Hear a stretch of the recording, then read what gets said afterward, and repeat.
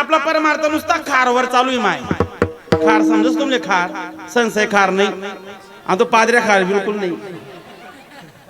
आमचा परमार्थ कसा चालू आहे, खारवर चालू आहे.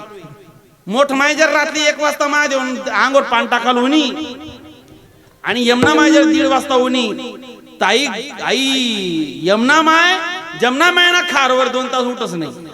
माया देव 24 बटच. मग ती जमुना माय म्हणत असं आहे का.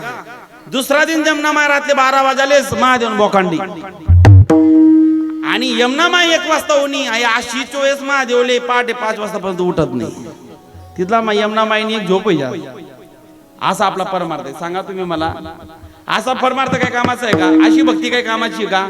आम्ही दुसऱ्याला दाखवण्यासाठी करतो, हा परमार्थ उपयोगाचा नाही. स्वतःच्या उद्धारासाठी केला पाहिजे, स्वतःच्या कल्याणासाठी केला पाहिजे. स्वस्वरूपाची ओळख होऊन स्वकल्याणासाठी परमार्थ केला पाहिजे. महाराज, देवाची इच्छा ही सिजनेबल नाही, नुसतं श्रावण महिना पुरती नाही आणि नुसतं सप्ताहपुरती नाही, तर परमार्थ भक्ती ही अखंडित असली पाहिजे.